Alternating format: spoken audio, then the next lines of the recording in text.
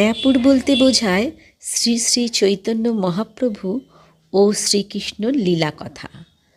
আর এখানেই গঙ্গা নদী ও জলঙ্গি নদী সঙ্গমে অবস্থিত ইস্কনের নবনির্মিত চন্দ্রোদয় ভবন।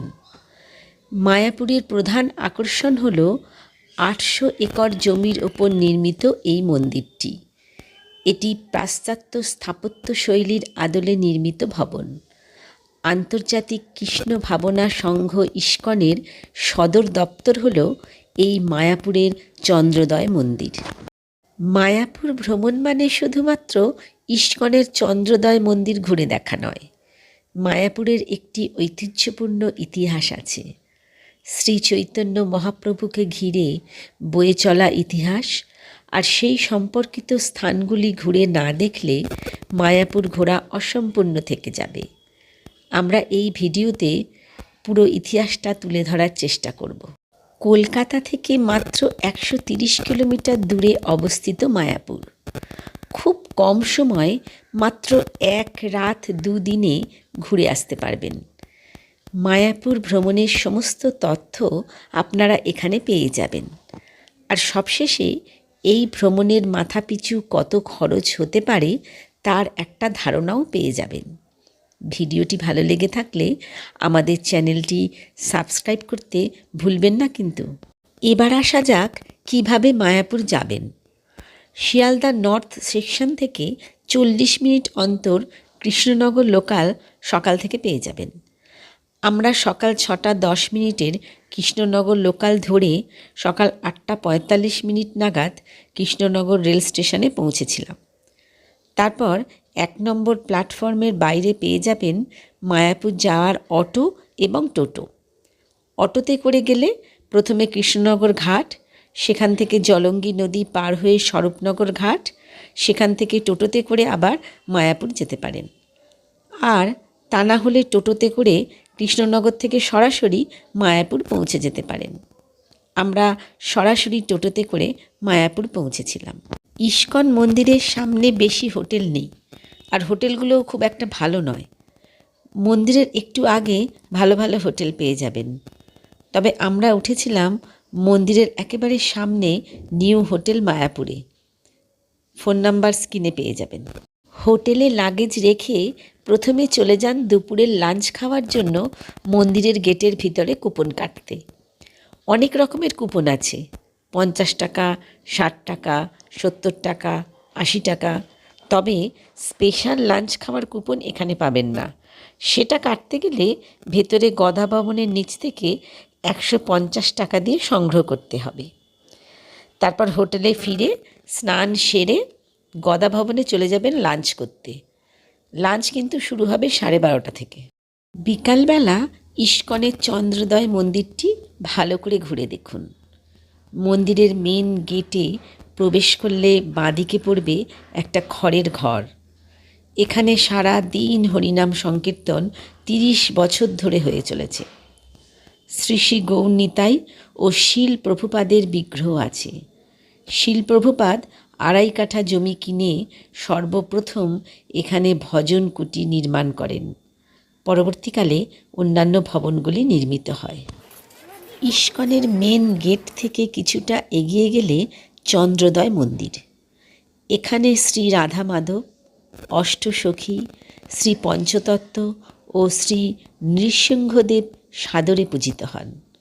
ভোর ৪:৩০ থেকে মঙ্গল আরতি, সকাল ৭টায় সিঙ্গার আরতি ও সন্ধে ৬টায় সন্ধ্যা আরতিতে হাজার হাজার ভক্ত সমাগম হয়। মেন গেটের ডান দিকে পুষ্প সমাধি মন্দির। ১৮০ ফুট উচ্চতা বিশিষ্ট সুনিপুণ কারুকার্যে নির্মিত এই সমাধি মন্দির। এখানে শীল প্রভুপাদের বিগ্রহ নিত্য পূজিত হয়। মন্দিরের সামনে বিশাল ফোয়ারা রয়েছে। মেন গেটের ডান দিকে বেশ কিছুটা গেলে পড়বে ফুলডম ডিজিটাল থিয়েটার। এখানে শীততাপ নিয়ন্ত্রিত ঘরে আরামে বসে ভগবদ্গীতা এবং অন্য বৈদিক গ্রন্থাবলী থেকে উচ্চমানের পূর্ণদৈর্ঘ্যের চলচ্চিত্র দেখতে পাবেন বিড়লা প্ল্যানেটোরিয়ামের আদলের স্ক্রিনে। ফুলডম থিয়েটার থেকে আরও দক্ষিণে বেশ কিছুটা গেলে দেখতে পাবেন গোশালা। এখানে উন্নত মানের প্রায় 200টি গাভী রয়েছে। এদের দুধ রাধা মাধব ও ভক্তদের সেবায় লাগে। দেখতে দেখতে সন্ধে 6টা বেজে যাবে। আপনারা মেন মন্দিরের পাশে মোবাইল, ক্যামেরা ও জুতো বিনামূল্যে জমা রেখে মন্দিরে প্রবেশ করুন ও সন্ধ্যারতিতে অংশগ্রহণ করুন। সন্ধ্যারতির অপরূপ শোভায় আপনারা মোহিত হবেন। মন্দিরে ঢোকার আগে ডিনার কুপনটি কেটে নিতে ভুলবেন না কিন্তু। এরপর মন্দিরে প্রবেশ করে পরপর নানা অনুষ্ঠান হয়, সেগুলো দেখে রাত্রে ডিনার সেরে হোটেলে ফিরে রাত্রিবাস করুন। পরদিন সকালে শ্রী চৈতন্য মহাপ্রভুকে ঘিরে যে ঐতিহাসিক স্থানগুলি আছে সেগুলি দেখার জন্য একটি টোটো ভাড়া করে নিন। তারপর সবগুলি দর্শনীয় স্থান ঘুরতে শুরু করুন। সময় লাগবে মোটামুটি 2 ঘন্টা। টোটো ড্রাইভারের নাম এবং ফোন নাম্বার স্ক্রিনে দিয়ে দিলাম। প্রথমে পড়বে শিবডোবা। প্রায় 500 বছর আগে কৈলাসের অধিপতি শ্রী শঙ্কর চৈতন্য মহাপ্রভুর সঙ্গে দেখা করতে আসেন, কিন্তু দুর্ভাগ্যবশত তাদের দেখা হয়নি। তখন শ্রী শঙ্কর কঠোর তপস্যায় বসে চোখের জলে একটি ডোবা বা জলাশয় ভরিয়ে ফেলেন। সেটাই আজ শিবডোবা নামে পরিচিত। এরপর গৌড়ীয় আশ্রম। এটি ঠাকুর ভক্তিবিনোদ স্মৃতি মন্দির হিসাবে খ্যাত। মায়াপুরের চৈতন্য মহাপ্রভুর সঙ্গে এই নামটি সমভাবে উচ্চারিত হয়। কথিত আছে ভক্তিবিনোদ ঠাকুর মায়াপুর নামটি বিখ্যাত করেন। এবার শ্রী চৈতন্যদেবের জন্মস্থান। এই মন্দিরের পেছনে আছে একটি নিম গাছ। এখানে শ্রী চৈতন্য মহাপ্রভু জন্মগ্রহণ করেছিলেন। ওই নিম গাছের তলায় শ্রী চৈতন্য মহাপ্রভুর পদচিহ্ন আছে। এই স্থানটিও চিহ্নিত করেন ভক্তিবিনোদ ঠাকুর। এবার খোল ভাঙার মাঠ বা শ্রীনিবাস অঙ্গন। তৎকালীন সময় এই অঞ্চলের তত্ত্বাবধায়ক ছিলেন কাজী সিরাজউদ্দিন। কথিত আছে তিনি চৈতন্যদেবের নাম সংকীর্তন নিষিদ্ধ করেছিলেন। তার নির্দেশে এখানে জগাই মাধাই চৈতন্যদেবের নাম সংকীর্তনের খোল ভেঙে দিয়েছিলেন। সেই থেকে এই জায়গার নাম খোল ভাঙার মাঠ। এরপর জগন্নাথ মন্দির। ইস্কন মন্দির থেকে প্রায় 3 কিলোমিটার দূরে রাজপুরে এই জগন্নাথ মন্দির অবস্থিত। এই মন্দির পুরীর জগন্নাথ মন্দিরের আদলে তৈরি।